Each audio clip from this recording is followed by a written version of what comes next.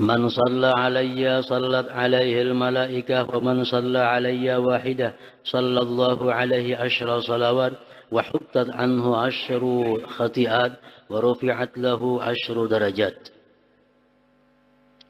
Barang siapa bersalawat kepadaku, ujar Nabi kita, maka para malaikat akan bersalawat kepadanya. Salawat malaikat kepada kita itu adalah memintakan ampun kepada Allah Subhanahu wa Ta'ala. Jadi andai kata kita bersalawat kepada Nabi kita, maka malaikat memintakan ampun kepada Allah terhadap dosa-dosa kita.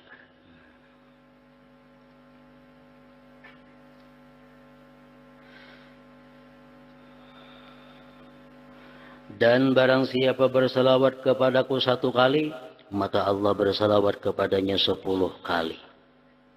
Nah, salawat Allah kepada kita kayak apa? Mencurahkan rahmahnya, rahmah yang khusus yang dicurahkan Allah 10 kali kepada orang yang bersalawat kepada Nabi. Dan dihapus 10 kesalahannya. Dan ditingkatkan 10 derajat kedudukannya. Hadis riwayat Ahmad, Nasai dan Hakim dengan matan yang sedikit berbeda. Dalam riwayat lain disebutkan wa kutiba lahu asyru hasanat, dan dicatat baginya 10 kebaikan. Dan Rasulullah sallallahu alaihi wasallam bersabda, man sallama alayya asyran faka'anna ma'ataqa raqabah. Barang siapa mengucapkan salam kepadaku sebanyak 10 kali, maka ia seperti memerdekakan seorang budak.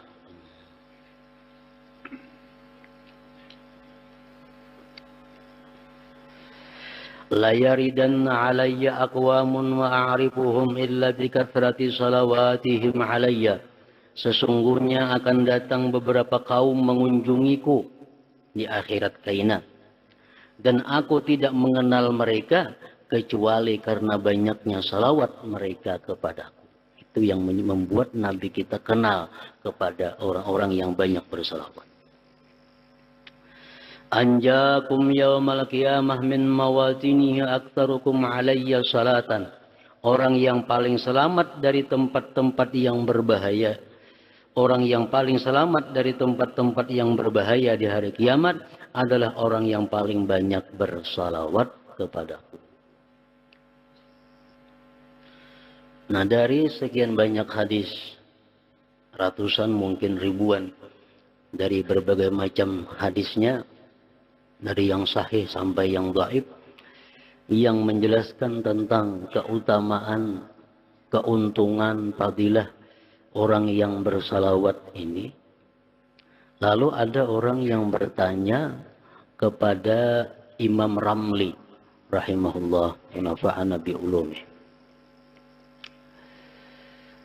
Ujar orang lawan Imam Ramli itu mengatakan, pertanyaannya, halil abdalu al-istighfaru awil istighalu bis salati wassalam ala nabi sallallahu alaihi wasallam aw yufraqu baina man ghalabat ta'atuhu was salatu lahu afdal amma asihi fal istighfar lahu afdal.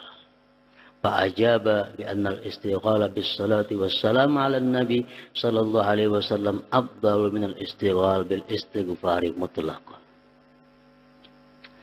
Ujar orang, wahai Imam Ramli, mana baiknya, mana lebih utamanya kita beristighfar dengan bersalawat dan salam atas Nabi? Mana afdalnya?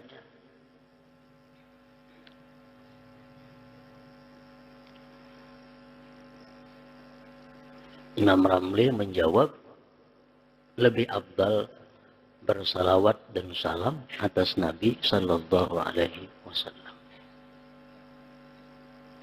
Atau ujar orang, pertanyaannya, orang yang lebih banyak dosanya, apakah lebih baik dia banyak istighfar atau banyak salawat?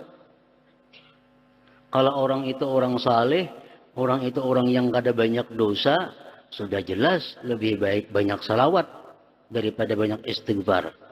Nah kalau orang ini orang banyak dosanya, lebih banyak maksiatnya, mana baiknya istighfar kan dibanyakinya salawat dan salam kepada Nabi kan? Imam Ramli menjawab, tetap lebih baik salawat dan salam kepada Nabi Sallallahu Alaihi Wasallam. Walaupun orangnya fasik, walaupun orangnya zalim, tetap ini lebih baik banyak istighfar, banyak salawat daripada istighfar. Kenapa sebabnya? Maka lebih baik salawat, lebih afdal salawat daripada istighfar. Karena tadi dalam hadis disebutkan, barang siapa bersalawat kepadaku, ujar Nabi, maka malaikat akan memintakan ampun terhadap inya. Nah, jadi kita walaupun kita kada beristighfar, tapi kita membaca salawat, itu malaikat yang memintakan ampun kepada Allah terhadap dosa kita. Dan malaikat memintakan ampun kepada Allah terhadap dosa kita itu lebih baik daripada kita sendiri yang minta ampun kepada Allah. Karena malaikat itu orang yang dekat dengan Allah. Setiap kali kita berselawat, malaikat berkata, Allahumma ghfir lahu, ya Allah ampuni dia. Bila kita berselawat, malaikat bersuara, Allahumma ghfir lahu, ya Allah ampuni dia. Tapi kalau kita istighfar saja, malaikat kada umpat mintakan ampun kepada kita. Tapi kalau kita berselawat, otomatis malaikat umpat memintakan ampun terhadap dosa-dosa kita itu. Nah, jadi baik orang yang saleh, baik orang yang fasik, yang banyak dosanya, memperbanyak salawat dan salam kepada Nabi itu lebih utama daripada istighfar. Nah, jadi artinya porsinya dalam sehari semalaman ini kita lebih baik banyak salawat daripada istighfar. Kalau istighfar misalnya 100 atau 70, nah salawat lebih daripada itu.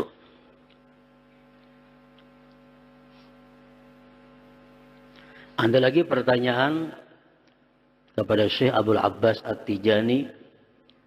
Beliau ditanyakan mana afdalnya membaca Al-Quran dengan membaca salawat kepada Nabi. Tadi kan istighfar, sudah jelas lebih afdal salawat. Nah sekarang Quran. Mana afdalnya kita membaca Quran dengan membaca salawat dan salam kepada Nabi. Abdul Abbas At-Tijani mengatakan, bagi orang-orang yang lebih banyak dosanya, bagi orang-orang yang tergolong fasik, lebih baik membaca salawat daripada membaca Al-Quran. Kalau orang-orang yang saleh, orang-orang yang sudah lebih banyak taatnya daripada maksiatnya, lebih baik dia memperbanyak membaca Al-Quran daripada membaca salawat. Nah ini perkataan Syekh Abdul Abbas.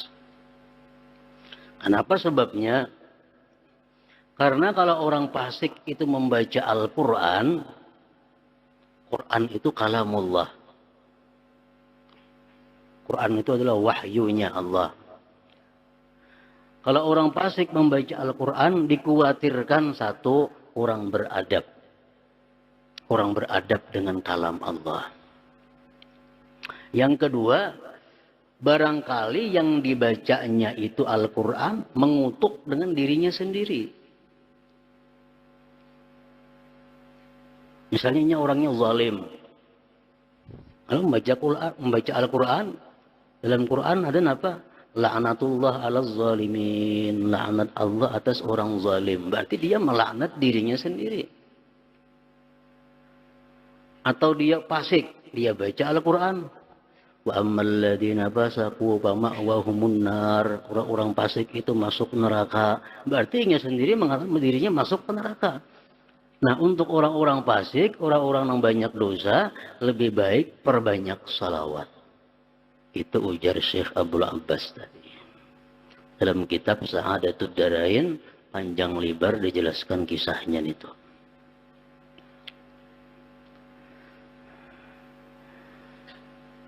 Nah kemudian lagi, mana afdalnya salawat dengan zikir la ilaha illallah. Nah itu sudah disebutkan oleh Rasulullah Sallallahu Alaihi Wasallam bahwa abdalul zikir, paling abdal zikir itu adalah la ilaha illallah. Itu paling abdal sudah. La ilaha illallah itu sama nul jannah, itu harganya surga. La ilaha illallah. Jadi yang paling banyak porsi ibadah kita dalam sehari semalaman ini zikrullah, la ilaha illallah. Nomor duanya salawat kepada Rasulullah, nah, hanya membaca Al-Quran, hanya istighfar, itu adalah amalia-amalia yang kada boleh tidak dalam sehari semalam ini ada kita lakukan.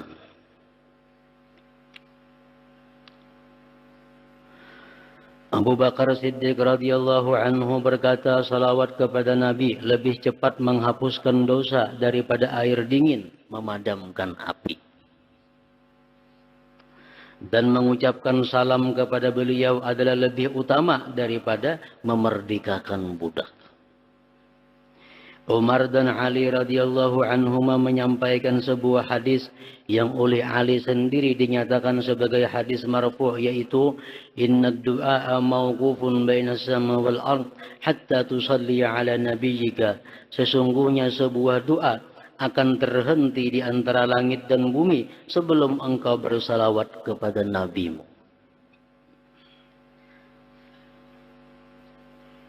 Dalam riwayat lain disebutkan ad-du'a bainas salataini alayya la yuraddu wa anna Allah wakkala biqabri malakan a'tahu asma'al khalaik fala yusalli alayya ahadun ila yaumil qiyamah illa ballagani bismihi wasmi abihi hadza fulan ibn fulan qad shalla alaih.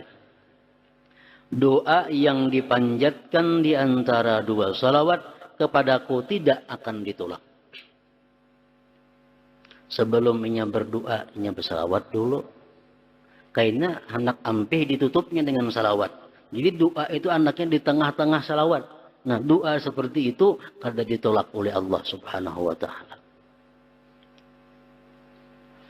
Dan sesungguhnya Allah telah mewakilkan seseorang malaikat di kuburku, dan Allah telah memberinya seluruh nama makhluk. Tidak ada seorang pun yang bersalawat kepadaku sampai hari kiamat kecuali malaikat tersebut menyampaikannya kepadaku dengan namanya dan nama ayahnya.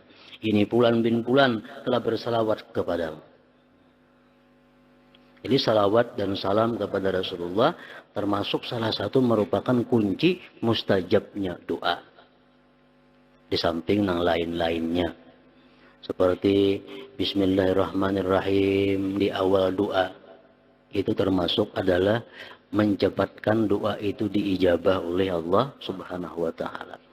Jadi sebelum berdoa Bismillahirrahmanirrahim. Kemudian lagi memuji Allah, alhamdulillahirabbil alamin. Sesudah bismillah itu termasuk mempercepat doa itu mustajab. Sesudah hamdalah hanyar salawat dan salam kepada Nabi. Kemudian hanyar doa. Kalau doanya panjang, kayaknya di tengah-tengah diselingi lawan salawat, doa pulang, salawat pulang, doa pulang kalau doanya panjang. Karena akhir doa ditutup dengan salawat, dengan alhamdulillahirabbil alamin, dengan amin. Nah, itu pun termasuk mempercepat dikabulkannya doa tadi. Jadi penutup doa itu salawat, alhamdulillahirabbil alamin lawan amin. Kita lagi terbaling amin pemulaannya, amin amin amin, hanya berdoa. Nah, amin itu peampihan mestinya hendaknya. Alhamdulillahirabbil alamin, amin. Nah, itu.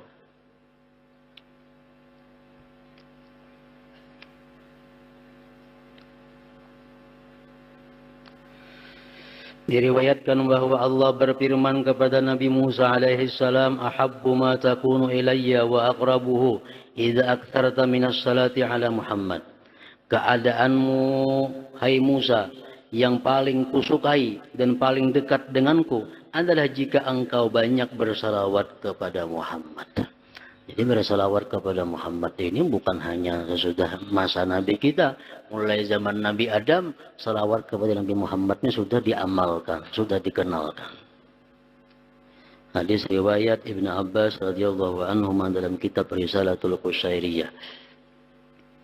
Dalam riwayat lain disebutkan salatukum alayya mujawwizatun li du'aikum wa mardatun li rabbikum wa zakatun li abdanikum wa man shalla alayya fi kitabin lam tazalil malaikatu astaghfiru lahu ma baqiya ismi bi dzalikal kitab. Salawat kalian kepadaku membuat doa kalian terkabul, mendatangkan keridhaan Tuhan kalian dan menyucikan tubuh kalian. Dan barang siapa menulis salawat kepadaku dalam sebuah kitab, maka para malaikat akan memohonkan ampun baginya selama namaku masih tercantum dalam kitab tersebut. Kalau kita menulis di buku, dan buku yang apakah kita tulis salawat pemulaannya? Bagus benar itu. Tulis sallallahu ala sayyidina Muhammadin wa ala alihi wasallam. Atau Allahumma salli ala sayyidina Muhammadin wa ala alihi wasallim. Selama tulisan itu dalam kitab masih ada, kada luntur, malaikat terus menerus setiap saat memintakan ampun terhadap dosa-dosa kita ini kepada Allah Subhanahu wa taala. Bagus benar itu. Di rumah di mana kada ditulis salawat Allahumma salli ala sayyidina Muhammadin wa ala alihi wasallim. Selama tulisan itu masih ada, orang yang menulis tersebut selalu dapat ampunan dari Allah Subhanahu wa taala yang dimintakan oleh para malaikat tadi.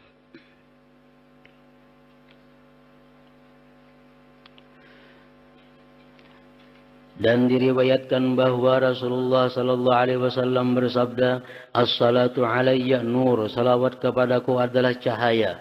Hadis riwayat Daraqutni. Taharatu qulubi ummati wa ghusluha minas sada, as-salatu alayya. Salawat kepadaku merupakan pembersih dan pencuci hati umatku dari karat, dari tagar. Dalam sebuah hadis kudusi disebutkan, ya Muhammad, ja'altuka dzikran min dzikri, man zakaraka faqad zakarani wa man ahabbaka faqad ahabbani. Wahai Muhammad, telah kujadikan engkau sebagai salah satu zikirku. Maka barang siapa menyebut namamu, berarti ia telah berzikir kepadaku. Dan barang siapa mencintaimu, maka ia telah mencintaiku. Dalam riwayat yang lain disebutkan, man shalla alayya yaumal jumu'ah thamanina marratan, ghafarallahu lahu dhunuba thamanina sanatan. Barang siapa bersalawat kepadaku sebanyak 80 kali pada hari Jumat, maka Allah akan mengampuni dosanya selama 80 tahun. Apabila membacanya yang Jumat salawat itu, nah dalam hadis lain menyebutkan bahwa itu dibaca sesudah asar. Ada hadis lain yang menyebutkan siapa yang bersalawat kepadaku sesudah asar hari Jumat. Jadi imba asar hari Jumat bersalawat kepada Nabi 80 kali, jangan kurang jangan lebih pada 80 itu, Allah akan mengampuni dosanya selama 80 tahun. Dosa yang macam apa? Hanya Allah yang tahu. Pokoknya dosa-dosa kita diampuni Allah selama 80 tahun. Dan salawatnya macam apa? Salawatnya itu salawat khusus. Oleh para ulama disebutkan salawat yang dimaksud di situ adalah salawat ummi. Jadi Allahumma salli ala sayyidina Muhammadin Nabiyil ummi wa ala alihi wa sallim. Nah, itu yang dibaca 80 kali. Ini sekali baca seumuran 80 tahun sudah. Imba sembahyang Jumat, imba asar tapi imba sembahyang asar. Baca Allahumma salli ala sayyidina Muhammadin an-nabiyil ummi wa ala alihi wa sallim 80 kali. Diampuni Allah dosanya 80 tahun.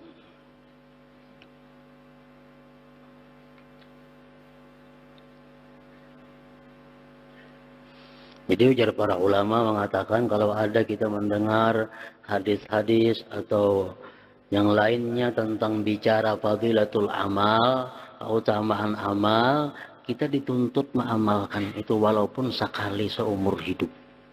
Supaya kita kada termasuk orang yang kada mengamalkan ilmu. Ini tahu semua fadilah berselawat imba asar 80 kali baik. Tapi seumuran kada semua amalkan, berarti orang ini kada mengamalkan ilmu. Kalau dia pernah mengamalkan walau cuma sekali, terlepas daripada orang yang tidak mengamalkan ilmu, khususnya ilmu itu. Allahumma salli ala Sayyidina Muhammad an-nabiyil ummi wa ala alihi wa sallim. 80 kali ba'dal asar, sesudah asar. Allah Ta'ala mewahyukan, ya ayyuhalladzina amanu sallu alaihi wa sallimu taslima. Suratul Ahzab ayat 56. Wahai orang-orang yang beriman, bersalawatlah kepada Nabi dan ucapkanlah salam penghormatan kepadanya. Dalam ayat ini Allah Ta'ala memerintahkan kita untuk bersalawat kepada Nabi Muhammad sallallahu alaihi wasallam. Perintah ini adalah perintah wajib. Para ulama sepakat bahwa salawat kepada Rasulullah sallallahu alaihi wasallam ini memang hukumnya wajib.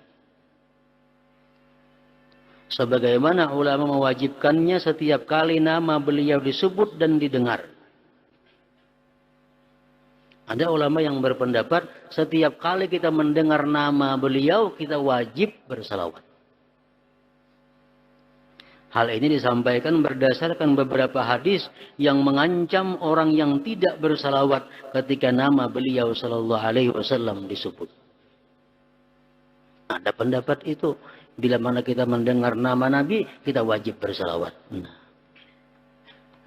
Sebagian lagi berpendapat bahwa kewajiban tersebut hanya pada waktu tasyahud akhir. Salawat itu wajib pada tasyahud akhir sembahyang. Pendapat ini dikemukakan oleh Imam Syafi'i, Ishaq bin Rahawayhi, Imam Ahmad dan beberapa sahabat seperti Abdullah bin Mas'ud. Berdasarkan riwayat yang disampaikan oleh Ibnu Abdul Bar, beliau juga meriwayatkan bahwa Ibnu Umar, Abu Mas'ud Al-Badri, Imam Abu Muhammad Ja'far As-Sadiq bin Muhammad bin Ali dan Imam Amir Asy-Sya'bi juga berpendapat demikian, bahwa salawat kepada Nabi itu wajib hukumnya dalam tasyahud akhir. Sebagian ulama mengatakan tidak kutemukan seorang sahabat dan tabi'in pun yang menyatakan bahwa salawat tidak wajib, kecuali An-Nakhai yang mengatakan bahwa salawat itu tidak wajib. Sebagaimana ulama sepakat bahwa pembacaan salawat tersebut hanya disyariatkan pada waktu tasyahud dan salat jenazah. Salat jenazah wajib juga. Rukun kalau tuh. Sembahyang kifayah. Rukun pertama baca Fatihah, Allahu Akbar, yang kedua salawat kepada Nabi. Hanya saja mereka berbeda pendapat mengenai hukum membacanya wajib atau mustahab sunat. Ulama sepakat bahwa dalam tasyahud akhir mesti ada salawat. Dalam sembahyang jenazah mesti ada salawat. Itu sepakat. Cuma hukumnya mereka khilaf. Ada mengatakan wajib, ada mengatakan sunat. Nah, kalau imam kita Syafi'i mengatakan wajib. Waktu-waktu untuk bersalawat, menurut sebahagian ulama, saat yang paling dianjurkan untuk membaca salawat adalah pada waktu tasyahud awal. Sunat ab'ad. Membaca kunut, ujungnya ada salawat. Khutbah. Lah khutbah Jumat wajib salawatnya. Bahkan kada boleh memakai dhamir. Dalam khutbah Jumat itu ujar pendapat yang kuat di antara ulama fikih mazhab Syafi'i. Jadi mesti disebut Muhammadnya. Allahumma salli wa sallim mubarik ala Sayyidina Muhammad. Nah itunya. Jangan berdamir. Damir itu Allahumma salli wa sallim alaihi wa ala. Nah itu kada boleh ini tuh. Kalau jadi hatib jangan wa alaihi ini tuh. Kalau nukar buku di pasar, buku khutbah banyak nang wa ala alaihi ini tuh, nah itu jangan. Karena menurut pendapat yang kuat dari ulama kita mazhab Syafi'i, salawat kepada Nabi Muhammad dalam khutbah itu mesti disebut namanya, jangan damir. Hatib nang kada mengaji ilmu fikih, nukar bukunya di pasar, mintal kuat, wani khutbah, nah baca kena khutbah, Allahumma salli wa sallim alaihi wa ala alihi, bukunya di pasar orang menjual macam itu. Nah, itu kada sah khutbahnya, otomatis Jumatnya pun jadi kada sah. Nang di muka nang tahu wajib menagur. Itu pendapat yang mu'tamad, yang kuat.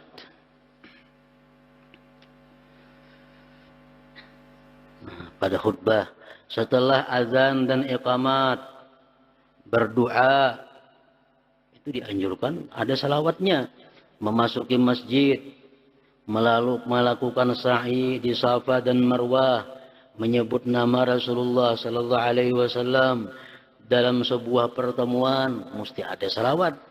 Selesai talbiyah, mengusap Hajar Aswad, ziarah ke makam Nabi Muhammad sallallahu alaihi wasallam, keluar ke pasar, bangun malam, khatam Al-Quran, hari Jumat dan malamnya, ketika berdiri melewati masjid, merasa susah, dalam keadaan susah, menulis nama Rasulullah sallallahu alaihi wasallam, buat salawatnya, dibaca. Ceramah setelah wudu, masuk rumah, ketika lupa akan sesuatu, salawat. Bersiap untuk tidur, baca salawat. Setelah salat Jumat, baca salawat. Ketika berdengung telinga, baca salawat. Ketika mempunyai hajat, baca salawat. Ketika tiap-tiap perkara yang penting seperti berzikir, itu ada salawatnya kita. Orang berzikir, di ujungnya apa? La ilaha illallah Muhammadur Rasulullah sallallahu alaihi wasallam. Nah, dibuat salawatnya itu. Ketika kaki kesemutan hingga tidak dapat bergerak, sebagaimana telah disebutkan oleh Al-Amiri dalam dan pengarang kitab Al-Qala'id. Pada saat terjadi gempa, salawat. Sebagaimana dikatakan oleh Imam As-Sayuti. Dan pada hari Kamis dianjurkan juga salawat. Itu tempat-tempat keadaan-keadaan yang kita disuruh membaca salawat. Imam Syafi'i rahimahullah berkata, aku ingin salawat dibaca sebanyak mungkin dalam segala keadaan. Beberapa ulama mengatakan bahwa ada 100 waktu yang sangat dianjurkan membaca salawat kepada Nabi Sallallahu Alaihi Wasallam. Namun ada juga tempat atau keadaan yang dilarang membaca salawat itu. Pengertian dilarang itu antara dua, bila ada haram atau makruh sekada-kadanya. Pertama, sewaktu jima. Illa dalam hati, kecuali dalam hati boleh. Ini dilapaskan di mulut. Waktu qadha hajat, nah, jangan hendak bersalawat. Syuhratul mabi', waktu memperkenalkan barang. Memperkenalkan nang apakah? Musalli ala Muhammad, jangan orang belilang rajin tuh ada kalau. Nah jangan, itu ada mengatakan makruh, ada mengatakan haram. Apalagi waktu tergelincir kasarah, tadangsar, jangan berselawat. Kemudian lagi wafil a'ras, pada waktu pengantinan. Bisa pengantin Allah, pengantin datangnya hambur beras kuning, Allahumma sholli ala Muhammad, nah tatawaan. Nah, itu mengatakan sebagian ulama hukumnya adalah haram. Kenapa? Karena tidak menghormati dengan Rasulullah Sallallahu Alaihi Wasallam. Baras dihambur, duit dihambur, bersalawat pula. Itu kebiasaan yang kada baik. Wa amakinin najasa, di tempat-tempat nang najis, jangan nak bersalawat. Wal kadhirah, nah, orang datang haji, jangan disalawatin itu. Yang berhambur baras Musalli ala Muhammad, jangan. Karena itu melecehkan dengan Rasulullah Sallallahu Alaihi Wasallam. Keadaannya, tempatnya, caranya, ada cara menghormati dengan beliau. Lihat dalam kitab Syarah Dalail Khairat disebutkan itu.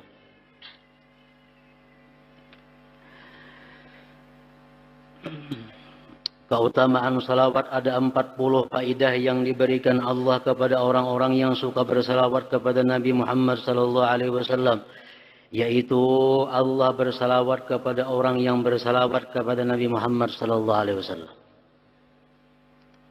Allah memberikan rahmat yang khusus kepada orang yang bersalawat kepada Nabi.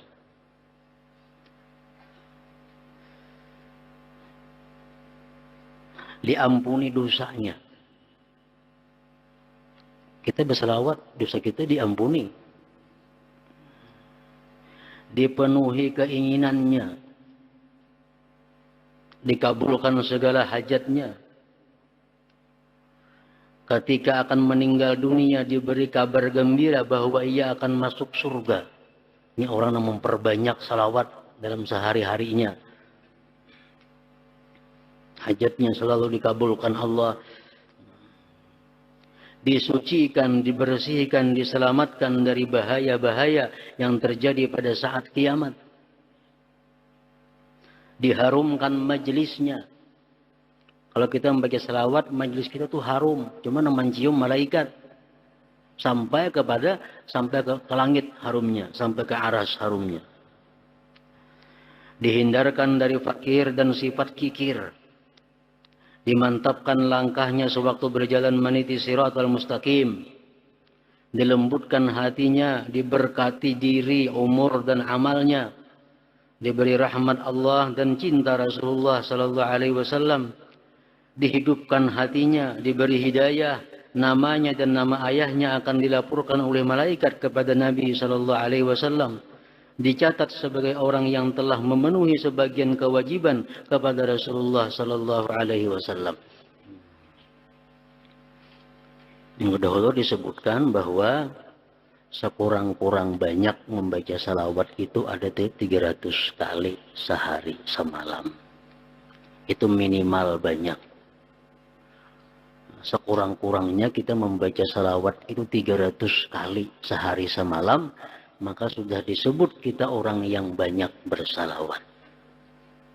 Kalau kita salawat sampai kawa 1000 dalam sehari semalam, itu nyata banyak dan dapat faidah yang khusus, yaitu tidak dimatikan sebelum diperlihatkan Allah surga kepada kita.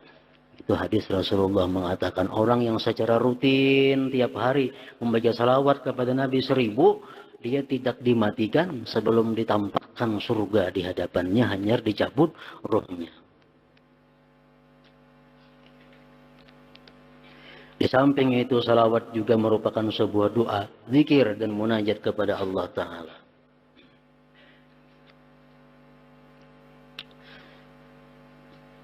Sebagian ulama mengatakan bahwa barang siapa mengucap Allahumma, maka seakan-akan ia telah berzikir kepada Allah dengan seluruh namanya.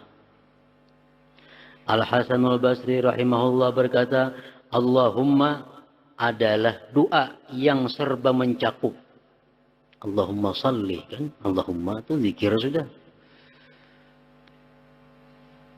Sebagian ulama lainnya mengatakan bahwa Ismullahil A'zam, nama Allah yang paling agung, yang jika dibaca doa kita akan dikabulkan, adalah Allahumma.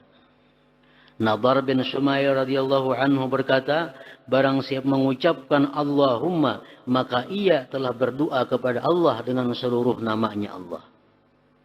Sebagian ulama yang lain berkata, lafaz Allah dalam Allahumma menunjukkan zat Allah, dan huruf mim menunjukkan sifat Allah.